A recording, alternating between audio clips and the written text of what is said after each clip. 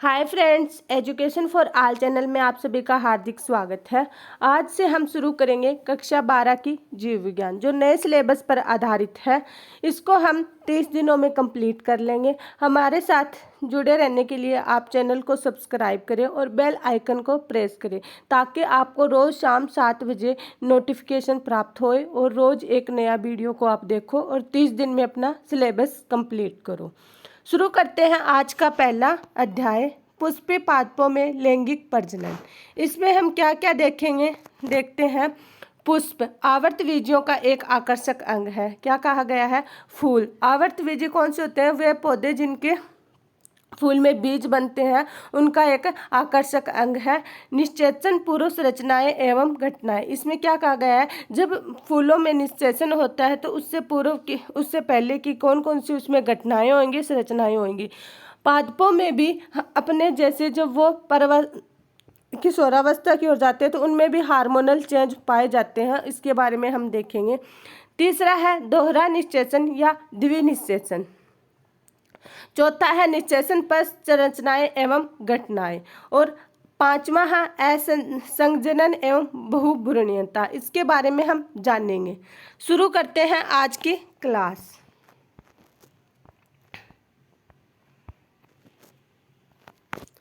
क्या हम भाग्यशाली नहीं हैं कि पादप लैंगिक प्रजनन है? इसमें कहा गया है कि पूछा गया क्या हम भाग्यशाली हैं कि पादप लैंगिक प्रजनन है। इसका क्या मतलब हुआ? अगर पादप जो प्लांट है, पौधे हैं, वो अलैंगिक जनन करते तो इसमें क्या होता कि हम फूलों का अलग अलग रंग, अलग अलग खुशबू को नहीं देख पाते, क्योंकि उन अलैंगिक प्रजनन में एक समरूपता पाई जाती है। जैसे पेरेंट्स होंगे वैसे ही उनके चाइल्ड होंगे उनके। और जबकि लैंगिक प्रजनन में क्या होता है, नर और मादा अलग अलग होते हैं और उनमें विभिन्नताएं पाई जाती है। इसलिए हम इस चीज़ में भाग्यशाली हैं कि पौधों में लैंगिक प्रजनन पाया जाता है। इसके कारण हम अलग अलग पौधों के अलग अलग रंगों के फूल, अलग अलग खुशबू देख सकते हैं, सूंघ सकते हैं। आगे है असंख्य प्रकार के पुष्प, जिन्हें हम आनंद से टकटकी लगाकर देखते हैं, सूंघते हैं, तथा जिनकी महक से हम मदहोश हो जाते हैं, और उनके भरपूर रंग आदि, यह सभी बातें उसके लैंगिक प्रजनन में सहायक होती है। पुष्प का अस्तित्व मात्र हमारे उपयोग के लिए नहीं है। सभी पुष्पीय पादप लैंगिक प्रजनन प्रदर्शित करते हैं। पुष्प कर्मों, पुष्पों तथा पुष्पीय अंगों की संरचना की विविधता पर एक दृष्टि डालें तो वे अनुकूल की एक व्यापक वृद्धि को दर्शाते हैं, ताकि लैंगिक जनन का अंतिम उत्पाद फल और बीज की रचना को सुनिश्चित हो सके। इसमें यही बताया गया है कि जो फूल होते हैं वो हमारे दैनिक जीवन के लिए बहुत महत्वपूर्ण है, और सभी पुष्प पादप जो पौधे फूल उगाते हैं, उनके अलग अलग पुष्प कर्मों, पुष्प तथा पुष्पीय अंगों की संरचना में विविधताएं देखी जाती है।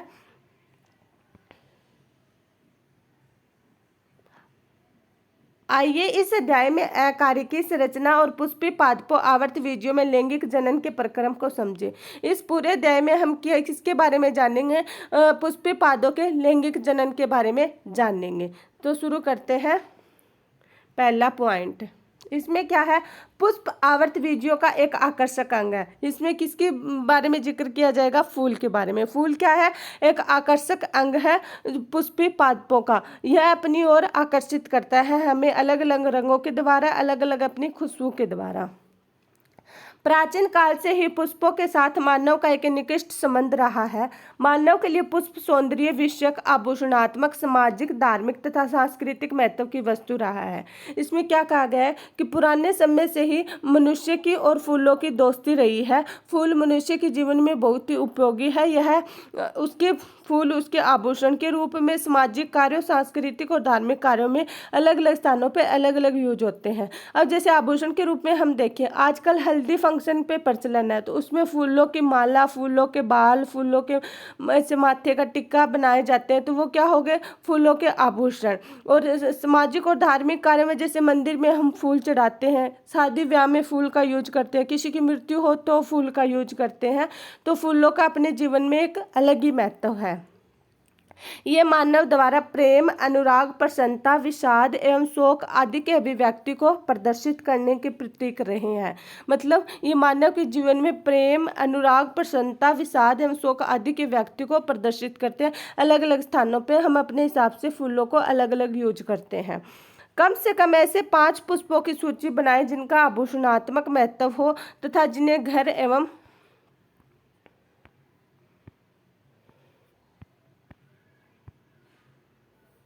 बगीचे में उगाया जाता हो। मतलब आजकल कोई भी पौधा हो हम घर या बगीचे में उगा सकते हैं, घर के गमलों में उगा सकते हैं।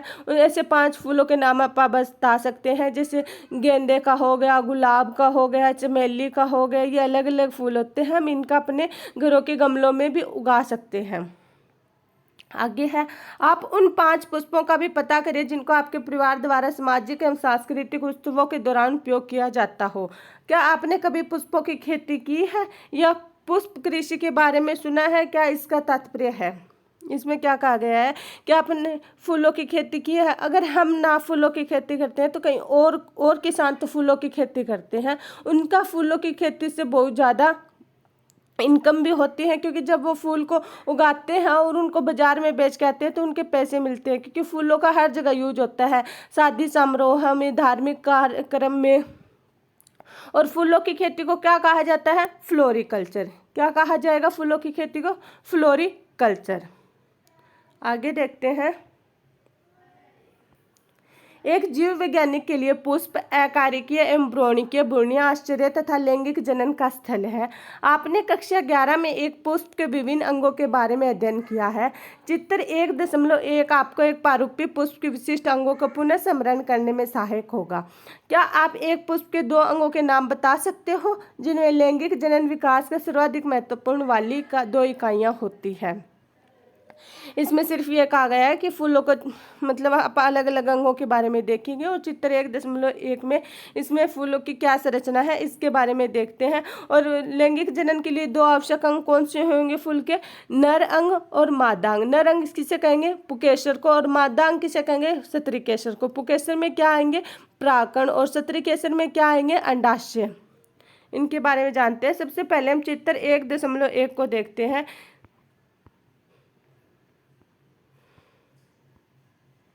ये क्या है? पुष्प का एक चित्र। सबसे पहले हम देखेंगे पंखुड़ी। पंखुड़ी क्या होती है? ये रंगीन रंग की होती है, अलग अलग लाल, हरे, पीले, अलग अलग फूलों में अलग अलग रंग की होंगी। ये यहाँ पे थोड़ी माइनर मिस्टेक दी गई है, इसको पंखुड़ी नहीं बोलेंगे, ये परागकोश है। और ये परागकोश वाली जगह आप पंखुड़ी को अपनी एनसीईआरटी की बुक में सही कर लीजिएगा। पंखुड़ी रंगीन रंग की होती है, लाल, पीले, हरे रंग की। और ये जो दिखाई दे रहा है ये क्या है? परागकोश। इसके अंदर, परागकोश के अंदर क्या होते हैं? परागकण। और जो परागकोश जुड़ा होता है एक लंबे तंतु डंठल से, जो इसके दाहिने भाग से जुड़ा होता है। और ये बीच का जो एक डंडी होती है, इसके ऊपरी सिरे को क्या कहेंगे? वर्तिकार्ग। और इसके नीचे जो जा रही नलिका को क्या कहेंगे? वर्तिका। और वर्तिका कहाँ तक जाएगी? अंडाशय तक। ये अंदर हिस्सा क्या है? अंडाशय। और ये पत्तियां कौन सी होगी? बृहदल। बृहदल कैसी होती है? हरे रंग की होती है। आगे देखते हैं हम। नेक्स्ट अपना निषेचन पूर्व संरचनाएं एवं घटनाएं। इसमें क्या कहा गया है? जब पुष्प में निषेचन होता है उससे पूर्व की क्या संरचनाएं होंगी, क्या घटनाएं होंगी, क्योंकि हमें भी पता है अब जब हम एकदम से पौधा लगाते हैं तो लगाते हैं उसके फूल नहीं आते, उसके एक सही टाइम पे समय अवधि पर ही जब वह परिपक्व हो जाता है तभी अपने फल और फूल देगा, उससे पहले नहीं देगा। और फल और फूल देने से पहले उसमें भी कुछ हार्मोनल चेंजेस होते हैं, उनके बारे में देखेंगे। पादप में वास्तविक रूप से पुष्प विकसित होने से पूर्व यह तय हो जाता है कि पादप में पुष्प आने वाले हैं। क्या कहा गया है कि एक पौधा होता है, उसमें जब वह पूरा वयस्क हो जाता है तो उससे वह फूल आने से पहले यह हमें पता लगने लग जाता है कि अब इसमें फूल आएगा। और फूल आने से पहले क्या आती है? उसकी कली आती है, और कली से क्या बनता है? फूल बनता है। अनेकों हार्मोनल और संरचनात्मक परिवर्तनों की शुरुआत होने लगती है, जिसके फलस्वरूप पुष्पीय आदक फ्लोरल प्राइमोर्डियम के मध्य विभेदन एवं अग्रिम विकास प्रारंभ होते हैं। पुष्पक्रम की रचना होती है जो पुष्पीय कलिकाएं और बाद में पुष्प को धारण करती है। पुष्प में नर एवं मादा जनन संरचनाएं पुमंग तथा जायंग होती है।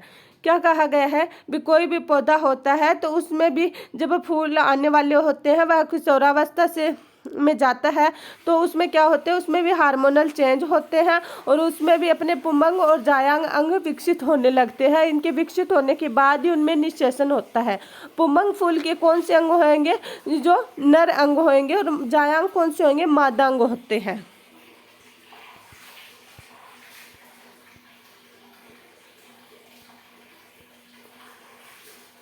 यहाँ पुंबंग एवं जायांग विभेदित एवं विकसित रहती है। आप याद करें कि पुंबंगों से भरपूर पुकेसरों का गोला नर जनन अंग तथा जायांग स्त्री जनन अंग का प्रतिनिधित्व करता है। मतलब पुंबंग से पुकेसर का गोला जिसमें क्या होते हैं, प्राकण होते हैं जो नर अंग का प्रतिनिधित्व करेंगे, और जायांग में क्या होएगा, अंडाशय होएगा जो स्त्री अंग का प्रतिनिधित्व करता है।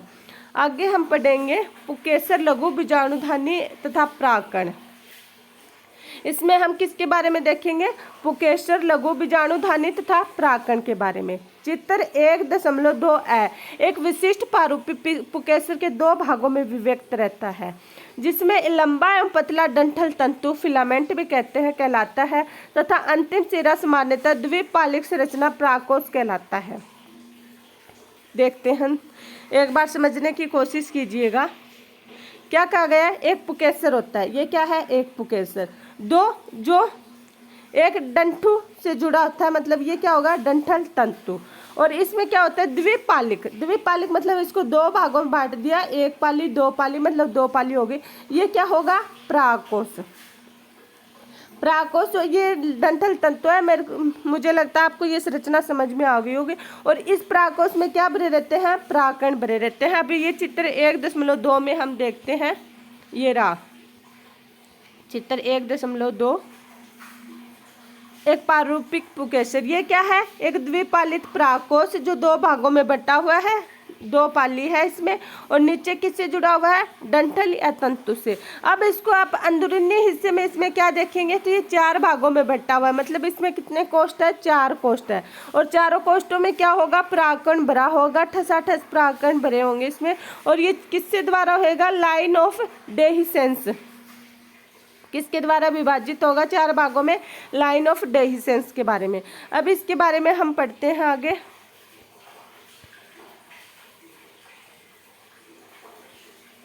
तंतु का समीप छोर पुष्प के पुष्पासन या पुष्पदल से जुड़ा होता है। पुकेसरों की संख्या एवं लंबाई विभिन्न प्रजाति के पुष्पों में भिन्न होती है। अगर आप 10 पुष्पों प्रत्येक भिन्न प्रजाति से एक एक पुकेसर एकत्रित करें और उन्हें एक स्लाइड पर रखें तो आप देखेंगे कि इनके आकार में बहुत भिन्नता है जो प्रकृति में विद्यमान है। एक विच्छेदन सूक्ष्मदर्शी में से प्रत्येक पुकेसर का सावधानीपूर्वक अवलोकन तथा स्पष्ट चित्र के माध्यम से विभिन्न पुष्पों के प्राकोषों के जुड़ाव एवं आकार के व्यापकता को समझा जा सकता है। इसमें क्या कहा गया है कि जब हम अलग अलग 10 पौधों के फूल के प्राकोष इकट्ठे करेंगे और सूक्ष्मदर्शी में उनको देखेंगे तो सभी के जो प्राकोष होंगे उनका अलग आकार, सभी के प्राकण अलग अलग आकार, साइज के अलग अलग होंगे। कोई भी अलग अलग फूल की सेम प्राकोष के आकार और प्राकण सेम नहीं होंगे। मतलब इनमें बहुत सारी भिन्नता देखी जाती है। और ये हमें सभी को पता है, ये भिन्नता किससे आती है, लैंगिक जनन से, क्योंकि इसमें नर और मादा के दोनों के युग्मकों का मेल होता है। अलैंगिक जनन में ऐसा नहीं होता, उनमें समरूप मिलते।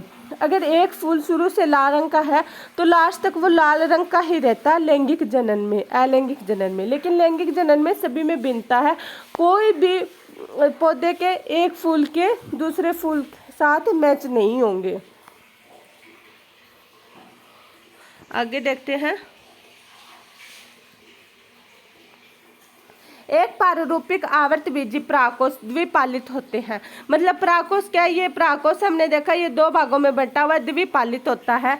प्रत्येक पाली में 2 कोष्ठ होते हैं। मतलब इसकी एक पाली है उसमें 2 कोष्ठ होंगे, 1 कोष्ठ 2 कोष्ठ, ये इसका 1 कोष्ठ 2 कोष्ठ। मतलब इसमें क्या हो गया, अर्थात ये द्विकोष्ठी होते हैं।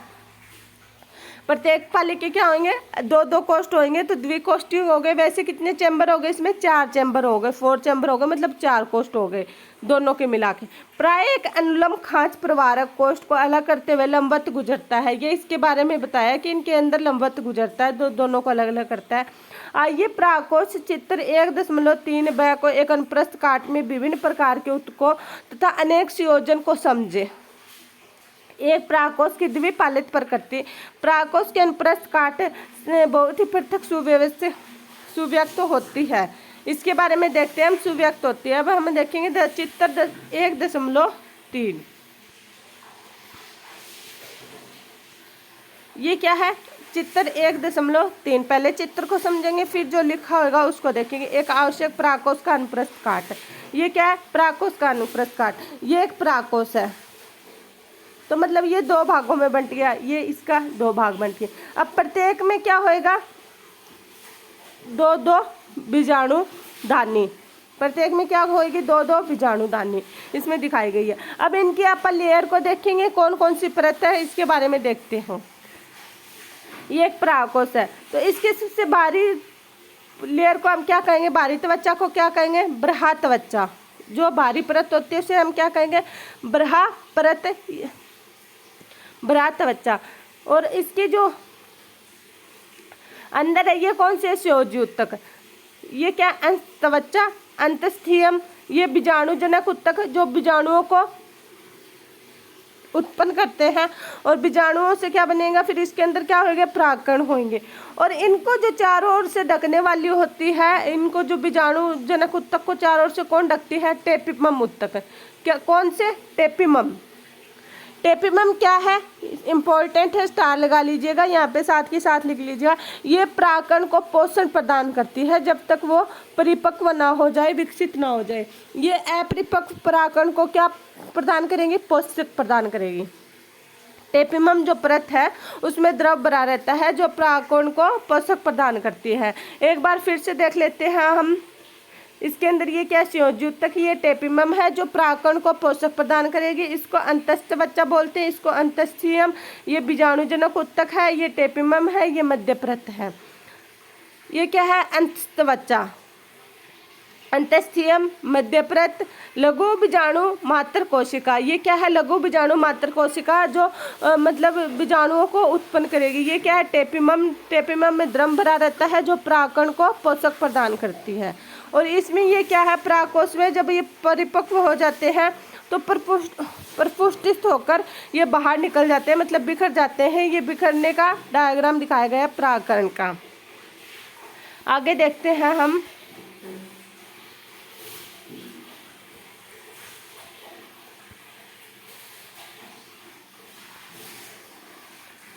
परागकोश एक 4 दिशीय चतुष्कोणीय संरचना होती है जिसमें 4 कोणों में लघु बीजाणुधानी समाहित होती है जो प्रत्येक पाली में होती है। लघु बीजाणुधानी आगे विकसित होकर पराग पुट्टी पोलन सेक्स बन जाती है। यह अनुलंबत एक परागकोश की लंबाई तक विस्तारित होते हैं, परागकणों से ठसाठस भरे रहते हैं। मतलब लघु बीजाणुधानी क्या उत्पन्न करेंगे, ये बीजाणुओं को उत्पन्न करेंगे जो एक पराग पुट्टी बनाते हैं, और उसमें क्या होते हैं, पोलन ग्रेन मतलब परागकण होते हैं। और परागकण को कौन पोषण देता है, टेपिमम परत। आगे हम पढ़ेंगे लघु बीजाणुधानी की संरचना। लघु बीजाणुधानी की संरचना, एक अनुप्रस्थ काट में एक परूपी लघु बीजाणुधानी बाह्य रूपरेखा में लगभग गोलाई में प्रकट होती है। मतलब ये कैसी होती है, गोल होती है। यह सामान्यतः 4 भित्ति परतों से आवृत होती है। चित्र 1.3 में हमने देखा एपिडर्मिस जो बृहद त्वचा बनाती है, इंडोथेसियम, अंतस्थीयम, मध्य परत, टेपिमम बाहर की ओर 3 परतें संरक्षण प्रक्रिया का कार्य करती हैं तथा परागकोश के संफोटन में मदद कर परागकण अवमुक्त करती है। इससे इसके आंतरिक परत टेपिमम होती है। यह विकासशील परागकणों को पोषण देती है। यह लाइन मोस्ट इम्पोर्टेंट है, आप स्टार लगा लीजिएगा। यह हमने जो चित्र में देखा वो ही आगे शब्दों में वर्णन किया गया है कि इसकी 3 परतें होती है। बाहरी परत को एपिडर्मिस, बृहद त्वचा, और उस हिसाब से हम इसको अंत त्वचा जो अंदर की तरफ स्थित होती है तो इसे हम क्या बोलेंगे, अंतस्थ त्वचा। और फिर अंतस्थीयम और मध्य परत, और जो इन सभी के चारों ओर होते हैं उसे क्या बोलेंगे, टेपिमम। और इनके बीच में एक संयोजी ऊतक भी मिलते हैं। और टेपिटम का क्या कार्य है? परागकण को पोषण प्रदान करना जब तक वो विकसित ना हो जाए। टेपिटम की कोशिकाएं संघन जीव द्रव साइटोप्लाज्म में भरी रहती है, जो सामान्य से एक से अधिक केंद्रक युक्त होती है। क्या कहा गया है? टेपिटम में जो साइटोप्लाज्म होता है इनकी कोशिकाएं में, और एक से अधिक केंद्र पाए जाते हैं, मतलब ये बहुकेंद्रीय कोशिकाएं होती है। क्या आप यह सोच सकते हैं कि किस प्रकार की एक टेपिटल कोशिका द्विकेंद्रीय बन सकती है? आगे है, जब एक परागकोश अपरिपक्व होता है तब गणेश सुसंबद्ध सजातीय कोशिकाओं का समूह है, जिसे बीजाणु जन उत्तक कहते हैं, लघु बीजाणुधानी के केंद्रक में स्थित होता है। क्या कहा गया? एक परागकोश है, जब तक वह विकसित नहीं होता तो वह किस में होता है? बीजाणु जनन उत्तक होते हैं, उन केंद्र बीजाणुधानी के केंद्र में स्थित होते हैं। अब आगे है लघु बीजाणु जनन। लघु बीजाणु जनन मतलब लघु बीजाणुओं को पैदा करने वाले, छोटे छोटे बीजाणुओं को पैदा करने वाले, इसके बारे में देखते हैं। जैसे जैसे परागकोश विकसित होता है, बीजाणु जनन उत्तकों की कोशिकाएं अर्धसूत्री विभाजन द्वारा सूक्ष्म बीजाणु चतुष्टय बनाती है। परागकोश विकसित होगा, जब जब उसमें परागकोण बनने में लग जाते हैं तो क्या होता है? बीजाणु जन उत्तक है, अर्धसूत्री विभाजन करते हैं और छोटे छोटे बीजाणु बनाने लगते हैं। चतुष्टय मतलब 4 भागों में। चतुष्टय की कोशिकाओं सूत्र गुणता क्या होगी? मतलब अर्धसूत्री विभाजन। आगे देखते हैं, जैसा कि बीजाणु जनन उत्तक की प्रत्येक कोशिका एक लघु बीजाणु चतुष्टय की वृद्धि करने में सक्षम होती है। प्रत्येक कोशिका एक सक्षम पराग मात्र कोशिका होती है, मतलब प्रत्येक कोशिका किससे आएगी? मात्र कोशिका से आती है, ये सभी को पता है। एक पराग मात्र कोशिका से अर्धसूत्री विभाजन द्वारा लघु बीजाणु के निर्माण की प्रक्रिया को लघु बीजाणुधानी कहते हैं। कौन से विभाजन द्वारा? अर्धसूत्री विभाजन के द्वारा बीजाणु बनेंगे, छोटे छोटे बीजाणु बनेंगे, और इस क्रिया को क्या कहेंगे? बीजाणुधानी। जैसा कि लघु बीजाणु रचना के समय 4 कोशिकाओं के समूह में व्यवस्थित होते हैं, लघु बीजाणु चतुष्टय चतुष्क कहते हैं। मतलब ये 4 कोष्ठों में 4 समूह में होते हैं, गोलाकार इनकी संरचना होती है। जैसे ही परागकोश परिपक्व एवं स्फुरित होता है तो अब लघु बीजाणु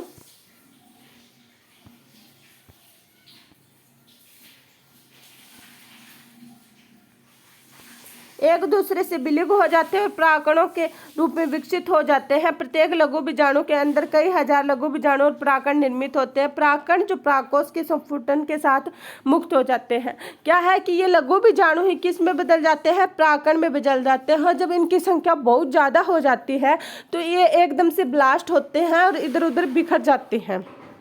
सही शब्दों में इनका यही अर्थ है। यह हमने पीछे चित्र 1.3 में देखा कि कैसे ये बीजाणुधानी से ऐसे विपरिपक्व होकर ये कैसे ऐसे प्रफुटित होकर एकदम से बाहर की ओर बिखर जाएंगे। आगे है परागकण। परागकण क्या होता है इसके बारे में देखते हैं। नर युग्मकोद्भिद का प्रतिनिधित्व करता है। मतलब परागकण एक नर युग्मक है, इस मतलब नर अंग है, पौधे का नर अंग है परागकण। यदि आप हिबिस्कस, गुड़हल या किसी अन्य पुष्प फूले परागकोश को छूते हैं तो आप अपनी उंगलियों में पीले रंग के पाउडर जैसे परागकणों को पाते हैं। क्या कहा गया है? जब हम किसी फूल के परागकण को छुएंगे तो वह अपनी उंगलियों पर रंग छोड़ देगा। वो क्या होते हैं? परागकण के कण होते हैं। एक कांच की स्लाइड पर एक बूंद पानी डालकर उस जगह पर यह परागकण छिड़कें और एक सूक्ष्मदर्शी में देखें। आप निश्चित रूप से आश्चर्यचकित हो जाएंगे कि विभिन्न प्रकार की प्रजातियों के परागकण विन्यास, आकार, रूप, रंग या बनावट में भिन्न दिखते हैं। वही बात है कि कोई भी फूल सेम नहीं होता। हमने ये सूक्ष्मदर्शी में देखेंगे, वैसे भी सामने आंखों में देखने से भी हमें पता चलता है किसी का रंग लाल होता है, किसी का हरा होता है, किसी का पीला होता है। वैसे ही प्रत्येक फूल के परागकण भी अलग अलग साइज, शेप, अलग अलग प्रकार के होंगे। कोई भी 2 फूलों के परागकण सेम नहीं होंगे। और ये सिर्फ किसके कारण होता है? लैंगिक प्रजनन के कारण इनमें भिन्नताएं आती है।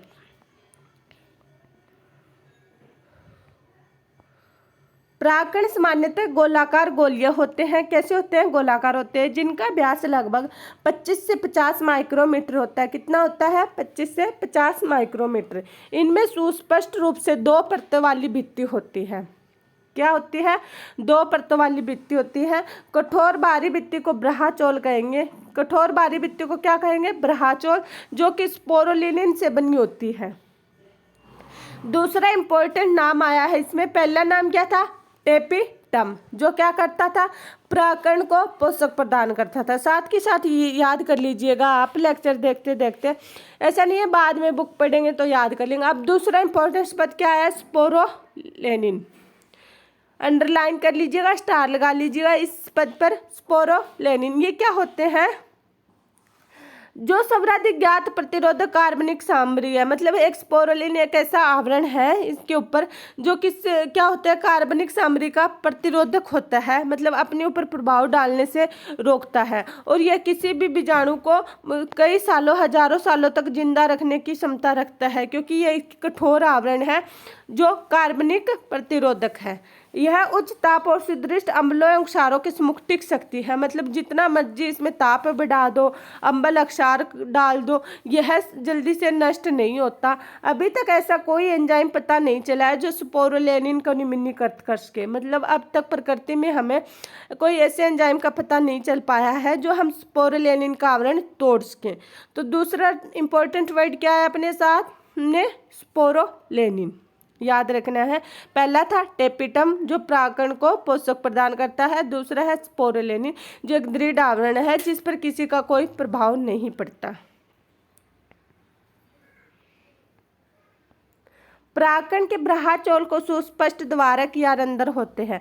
जो प्राकण होता है उसके ब्राहचोल होते हैं, मतलब बाहरी आवरण होता है, उस पर क्या होते हैं? सुस्पष्ट छोटे छोटे रंध्र होते हैं जिन्हें जनन छिद्र कहते हैं। जहाँ पर स्पोरोलेनिन अनुपस्थित होते हैं उन पर क्या होगा? स्पोरोलेनिन अनुपस्थित होगी। प्राकण जीवांशों की भांति बहुत अच्छे से संरक्षित होते हैं, और ये किसकी सहायता से होंगे? स्पोरोलेनिन की सहायता से। प्राकण है वो जीवांशों की भांति बहुत अच्छे से संरक्षित होते हैं, और किसके कारण होंगे? स्पोरोलेनिन के कारण। ये इंपॉर्टेंट क्वेश्चन है, डायरेक्ट क्वेश्चन बनता है, क्योंकि उनमें स्पोरोलेनिन की उपस्थिति होती है। ब्राहचोल के प्रतिमानों एवं डिजाइनों का एक आकर्षक सारणी स्तंभों की पंक्तियां प्रदर्शित की गई है, जो चित्र 1.4 में हम देखेंगे। क्या आप क्या विचार है? ब्राहचोल सख्त कठोर होना चाहिए, जनन छिद्र का क्या कार्य है?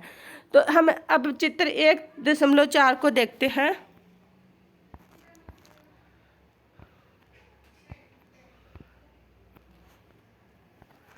कुछ प्राकरणों का इलेक्ट्रॉन सूक्ष्मदर्शी परिदृश्य प्राकरण। ये क्या है? ऐसे अलग अलग डिजाइन के अलग अलग साइज के प्राकरण दिखाए गए हैं चित्र 1.4 में।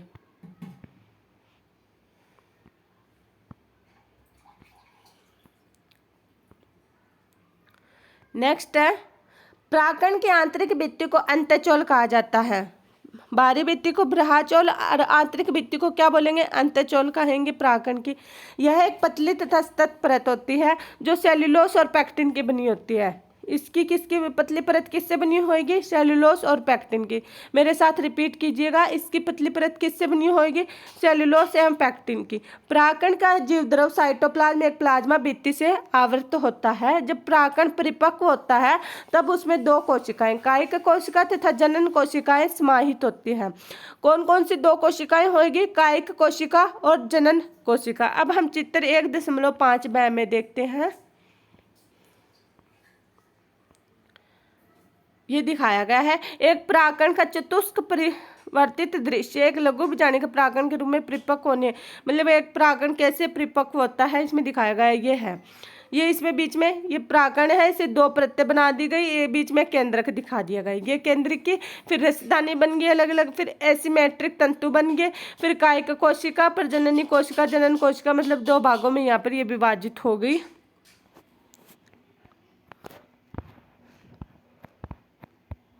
आगे है, कायिक कोशिका बड़ी होती है जिसमें प्रचुर खाद्य भंडार होता है। एक विशाल अनियमित आकृति का केंद्रक होता है। कायिक कोशिका होगा, उसमें क्या होगा? खाद्य भंडार जो उसको पोषण प्रदान करे। कायिक कोशिका में क्या होगा? पोषण प्रदान करने वाला खाद्य भंडार। जनन कोशिका छोटी होती है तथा कायिक कोशिका के जीव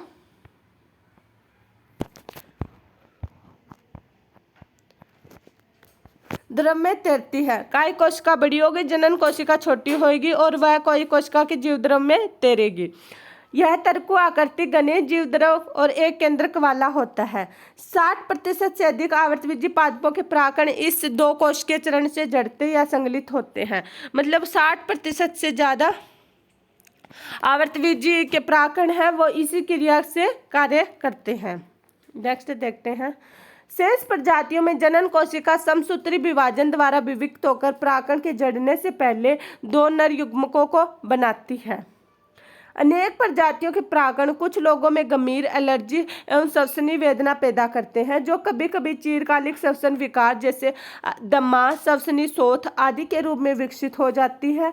यह बताया जा सकता है कि भारत में आयातित गेहूं के साथ आने वाली गाजर घास या पार्थेनियम की उपस्थिति सर्वव्यापक हो गई है, जो परागकण एलर्जी कारक है।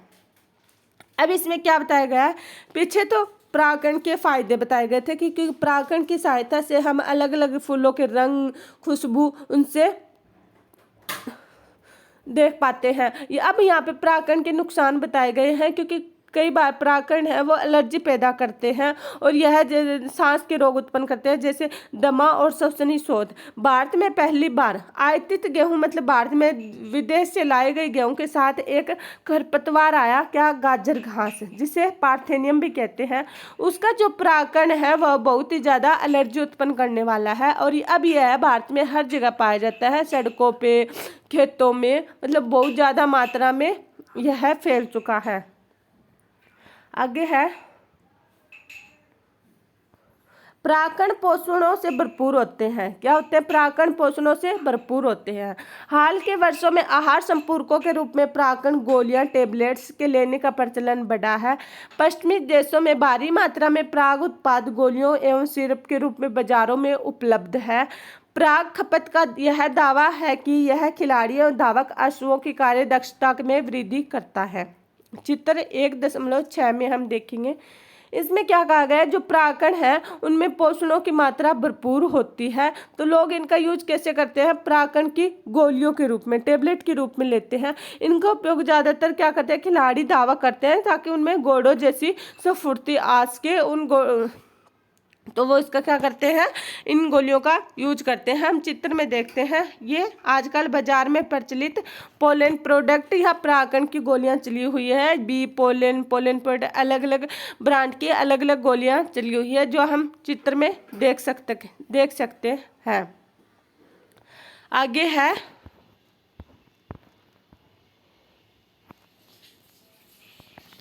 परागकण जब एक बार जड़ते हैं तो अपनी जीवन क्षमता, अंकुर क्षमता खोने से पहले वर्तिकार पर गिरते हैं, जहां यदि आवश्यकता हुई तो निषेचन करते हैं। मतलब जब परागकण जड़ते हैं तो यह क्या होंगे, जड़ने से पहले एक आधा परागकण भी अगर वर्तिकार पर गिर जाता है तो वह वर्तिकार से होता हुआ वर्तिका नलिका में जाता है, और वर्तिका नलिका से होता हुआ कहाँ पे जाएगा? अंडाशय में जाएगा, और वहां पर वह क्या करेगा? निषेचन करेगा और एक नए फूल का निर्माण करेगा।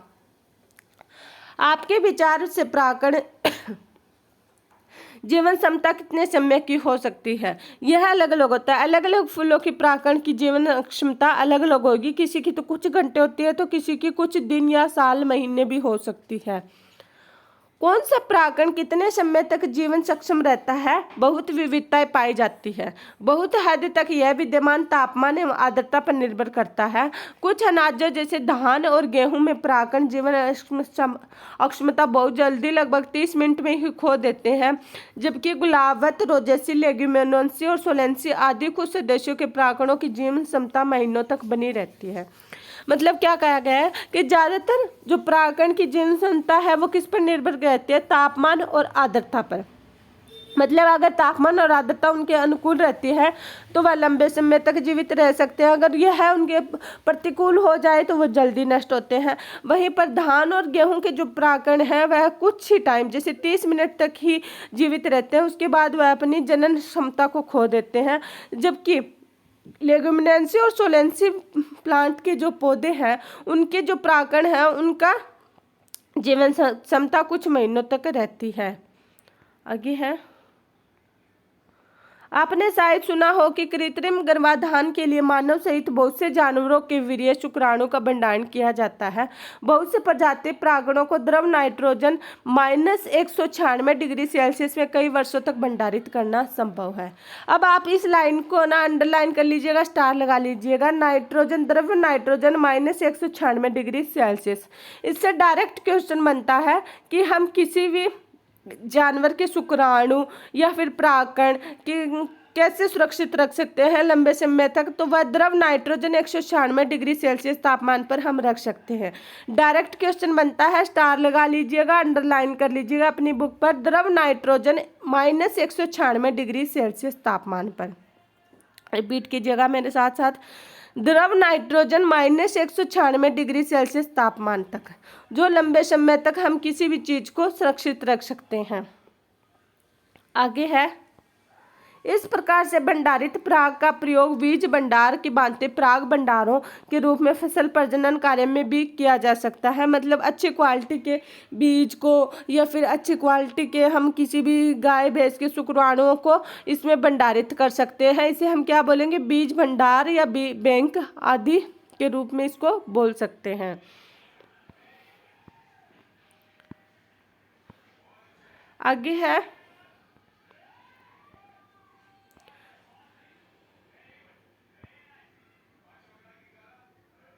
सत्रिकेसर, गुरु बीजाणु धानी बीजांड तथा भ्रूणकोश।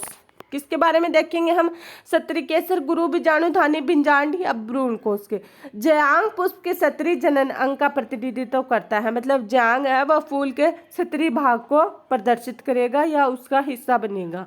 जयांग एक सत्रिकेसर एकांडपी या बहु सत्रिकेसर बहुअंडपी हो सकते हैं। मतलब जो जयांग है वो एक अंडपी भी हो सकते हैं और बहुअंडपी भी हो सकते हैं। जहाँ पर एक से अधिक होते हैं वहाँ सत्रिकेसर आपस में संगलित युक्तांडपी हो सकते हैं। मतलब एक से अधिक हो तो उनको, और जो आपस में जुड़े हो उन्हें तो कहेंगे युक्तांडपी। एक बार ये रिपीट कीजिएगा, ये 3-4 टर्म है, साथ साथ बोलिएगा। एक अंडपी मतलब जहाँ पर सत्रिकेसर एक हो, बहुअंडपी जहाँ पर सत्रिकेसर 2 या ज़्यादा हो, 2 से ज़्यादा हो, और जब एक से अधिक सत्रिकेसर आपस में जुड़े हो तो उन्हें युक्तांडपी बोलेंगे। क्या बोलेंगे, युक्तांडपी, जो हम चित्र 1.7 ब में देखेंगे। और फिर आपस में अलग स्वतंत्र हो, अलग अलग होने क्या बोलेंगे, युक्त बी मतलब अलग होना, युक्ता अंडपी। प्रत्येक सत्रिकेसर में 3 भाग होते हैं। कौन कौन से, वर्तिकार्ग, वर्तिका, अंडाशय। वर्तिकार्ग ये क्या है, वर्तिकार्ग जो एक नीचे नलिका जाती है, ये क्या हो गई, वर्तिका, ये वर्तिकार्ग हो गया। ये जो नली है ये वर्तिकार्ग, और ये किस में जाएगी, अंडाशय में जाएगी, ये क्या हो गई, अंडाशय।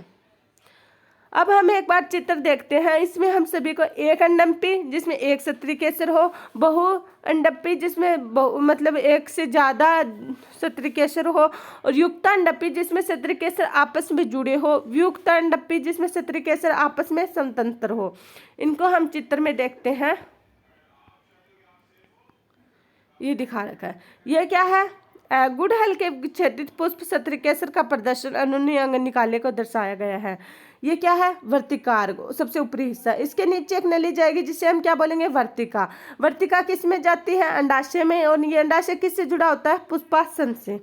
अब हम देखते हैं, पेपावर एक बहुअंडपी युक्तांडपी सत्रिकेसर। युक्तांडपी क्या है, जिसमें एक से ज़्यादा सत्रिकेसर अंग है लेकिन जुड़े हुए हैं आपस में, ये वर्तिकार हो गई, ये युक्तांडपी।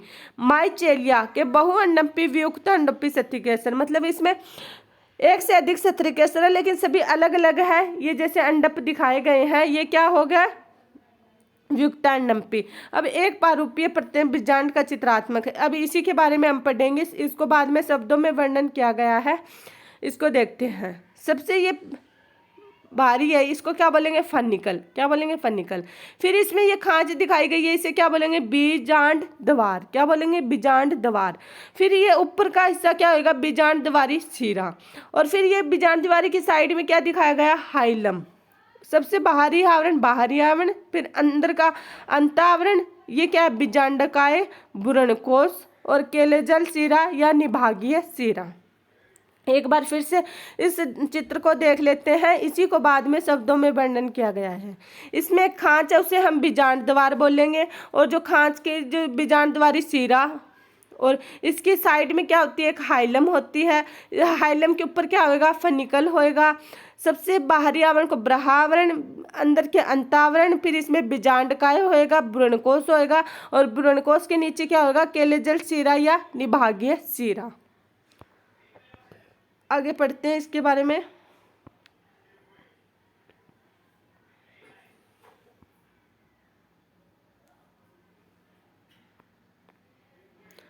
प्रत्येक सत्रिकेशन में 3 भाग होते हैं, वर्तिकार्ग, वर्तिका, अंडाशय। वर्तिकार्ग प्राकरणों के अवतरण मंच का काम करता है।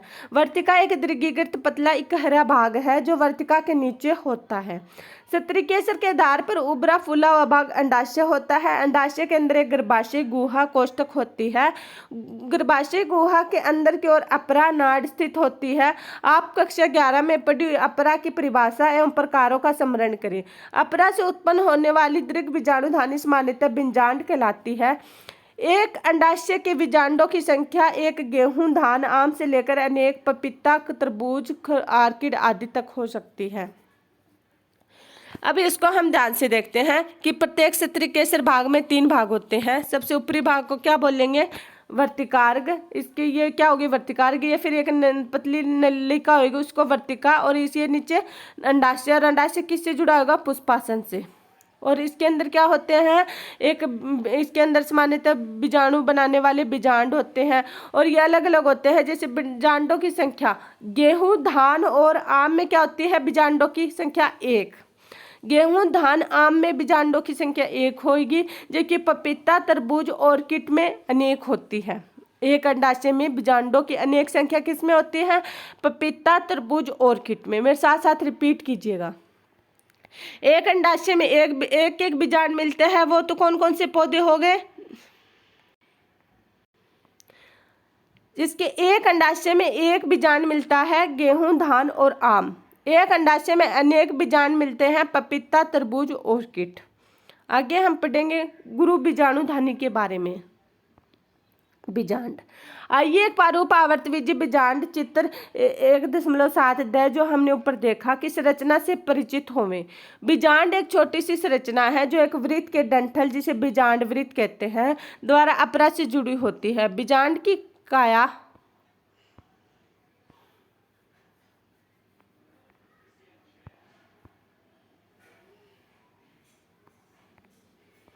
बीजांड वृत्त के साथ नाभिका नामक क्षेत्र में संगलित होती है। अतः यह नाभिका बीजांड वृत्त के संधि बिंदु का प्रतिनिधित्व करती है। प्रत्येक बीजांड का 1 या 2 अध्यावरण नामक संरक्षण आवरण होते हैं।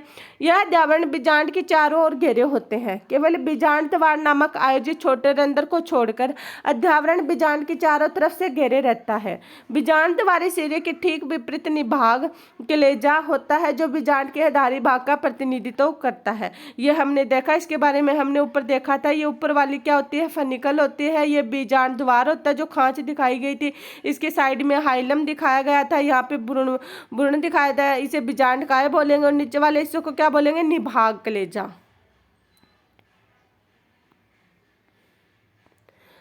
अध्यावरणी से घिरा हुआ कोशिकाओं का एक पुंज होता है, जिसे बीजांडकाय कहते हैं। बीजांडकाय केंद्रक की कोशिका में प्रचुरता से आरक्षित आहार सामग्री होती है। मतलब बीजांडकाय में क्या होगी, केंद्रक कोशिकाओं के में प्रचुरता से आरक्षित आहार सामग्री। बीजांडकाय में क्या होगी, खाद्य सामग्री होती है। ये लाइन इंपॉर्टेंट है। बीजांडकाय भ्रूणकोश या मादा युग्मक विद बीजांडकाय में स्थित होता है। एक बीजांड में सामान्यतः एक अकेला भ्रूणकोश होता है, जो एक गुरु बीजाणु से निर्मित होता है। एक बीजांडकाय में कितना होगा, एक अकेला भ्रूणकोश होएगा, जो गुरु बीजाणु से निर्मित होता है, या उसका निर्माण गुरु बीजाणु से होता है। नेक्स्ट है अपना गुरु बीजाणु जनन। गुरु बीजाणु मात्र कोशिकाओं से गुरु बीजाणुओं की रचना के प्रक्रम को गुरु बीजाणु जनन कहते हैं। मतलब गुरु बीजाणु मात्र कोशिकाओं से गुरु बीजाणुओं की जो रचना होती है, मतलब जो मात्र कोशिकाओं से जो नए सूक्ष्म गुरु बीजाणु बनते हैं, उन्हें क्या बोलेंगे, गुरु बीजाणु जनन। जनन मतलब गुरु बीजाणुओं को पैदा करने वाले। बीजांड प्राय एक अकेले गुरु बीजाणु मात्र कोशिका से बीजांडकाय के बीजांड द्वारी क्षेत्र से विलीन होते हैं। यह एक बड़ा कोशिका है जो सघन जीव द्रव्य में समाहित एक सुस्पष्ट केंद्र युक्त होता है। गुरु बीजाणु मात्र कोशिका अर्धसूत्री विभाजन से गुजरती है। गुरु बीजाणु मात्र कोशिका में कौन सा विभाजन होगा, स्टार लगा लीजिएगा, अर्धसूत्री विभाजन। कौन सा विभाजन, अर्धसूत्री विभाजन। गुरु बीजाणु मात्र कोशिका का अर्धसूत्री विभाजन से गुजरने का क्या महत्व है। अर्धसूत्री विभाजन के परिणाम स्वरूप 4 गुरु बीजाणुओं का उत्पादन होता है, जो चित्र 1.8 में हम देखेंगे। ये दिखाया गया है चित्र 1.8। इसको देखते हैं पहले। बीजांड के अंग, एक व्यापक गुरु बीजाणु मात्र कोशिका, एक डियाइड, एक गुरु बीजाणु का टेट्राड चतुष्टक प्रदर्शित है। और ब में क्या है, भ्रूणकोश 1, 2, 4 तथा 8 न्यूक्लिएट चरण का एक परिपक्व भ्रूणकोश। और स में परिपक्व भ्रूणकोश का एक आरेखीय प्रस्तुतिकरण बीजांड का बीजांड दिखाया गया है। देखते हैं इसमें 2 कोशिका 2 से 4 बनी, यहाँ पे 4 से 8। ये क्या है, सहायक कोशिका। ये क्या है, अंड। केंद्रीय कोशिका 2 ध्रुवीय केंद्रक प्रतिव्यासत, यहाँ पे प्रतिव्यासत ये होगा। फिर ध्रुवीय केंद्रक, केंद्रीय कोशिका, अंड, सहायक कोशिका, तंतु रूप समुच्चय। अब हम इनको शब्दों में पढ़ते हैं। और ये बीजांडकाय और गुरु बीजाणु का ये ऊपर वाला डायग्राम है। ये अलग क्या, बीजांडकाय अंदर क्या है, गुरु बीजाणु मात्र कोशिकाएं जो नए गुरु बीजाणुओं को पैदा करती हैं। बीजांडकाय गुरु बीजाणु द्वितीयक, फिर गुरु बीजाणु चतुष्टक, मतलब 4 भागों में बंट गई, अलग अलग 4 गुरु बीजाणु बन गए।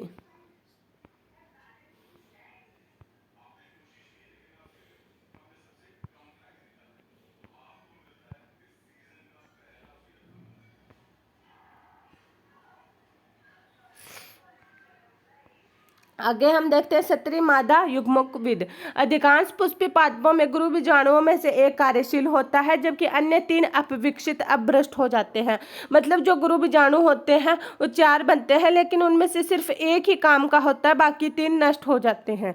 केवल कार्यशील गुरु बीजाणु सत्री मादा युग्मकोविद भ्रूणकोश के रूप में विकसित होता है। और लास्ट में जो मादा भ्रूणकोश के रूप में कौन विकसित होता है, जो एक रह जाता है वही विकसित होता है। एक अकेले गुरु बीजाणु से भ्रूणकोश के बनने की विधि को एक बीजाणु जनन विकास कहा जाता है। जो अकेला भ्रूणकोश बनता है उस पूरी प्रक्रिया को हम क्या बोलेंगे, एक बीजाणुजन विकास कहा जाता है। बीजांडकाय की कोशिकाएं गुरु बीजाणु मात्र कोशिका, क्रियाशील गुरु बीजाणु तथा मादा युग्मकोविद का सूत्र गुणता क्या होगी। आगे देखते हैं। आइए भ्रूणकोश के निर्माण का थोड़ा विस्तार से अध्ययन करें। क्रियाशील गुरु बीजाणु के केंद्रक समसूत्री विभाजन द्वारा 2 केंद्रकी न्यूक्लियाई बनाते हैं। कौन सी विभाजन द्वारा, समसूत्री विभाजन द्वारा। स्टार लगा लीजिएगा, कौन से विभाजन द्वारा, समसूत्री विभाजन द्वारा, जो विपरीत ध्रुवों के चले जाते हैं और 2 न्यूक्लिएट केंद्रीय भ्रूणकोश की रचना करते हैं। 2 अन्य क्रमिक समसूत्री केंद्रीय विभाजन परिणाम स्वरूप 4 केंद्रीय न्यूक्लिएट तत्पश्चात 8 केंद्रीय भ्रूणकोश की संरचना करते हैं। ये हमने चित्र में देखा कि पहले 2 बनेगा, 2 से 4 और 4 से क्या बनेंगे, 8 न्यूक्लिएट बनेंगे। यहाँ पर ध्यान देना महत्वपूर्ण है कि ये सूत्री विभाजन सही अर्थों में मुक्त केंद्रक न्यूक्लियर है, जो केंद्र के विभाजन से तुरंत ही कोशिका भित्ति रचना द्वारा नहीं अनुपालित किया जाता है। 8 न्यूक्लिएट चरणों के पश्चात कोशिका भित्ति की नींव पड़ती है, जो विशिष्ट मादा युग्मकोविद और भ्रूणकोश के संगठन का रूप लेती है। भ्रूणकोश के भीतर कोशिकाओं का वितरण अवलोकन कीजिए, जो चित्र 1.8 ब में जो हमने देखा। 8 में से 6 न्यूक्लियाई भित्ति कोशिकाओं से घिरी होती है और कोशिकाएं में संयोजित रहते हैं। शेष बचे 2 न्यूक्लियाई ध्रुवीय न्यूक्लियाई कहलाते हैं, जो अंड उपकरण के नीचे केंद्रीय कोशिका में स्थित होते हैं। मतलब 6 तो क्या करेंगे, कोशिकीय भित्ति से घिरी रहती है और आपस में जुड़ी रहती है, और बची हुई 2 क्या होगी, ध्रुवीय न्यूक्लियाई कहलाएगी, जो अंड उपकरण के नीचे केंद्रीय कोशिका में स्थित होती है। ये हमने डायग्राम देखा।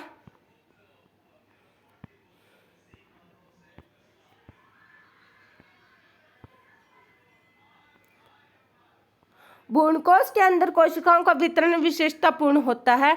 बीजांडद्वारी सिरे पर 3 कोशिकाएं एक साथ समूहीकृत होकर अंड उपकरण या समुच्चय का निर्माण करती है। अंड उपकरण के अंतर्गत 2 सहायक कोशिकाएं तथा 1 अंड कोशिका निहित होती है।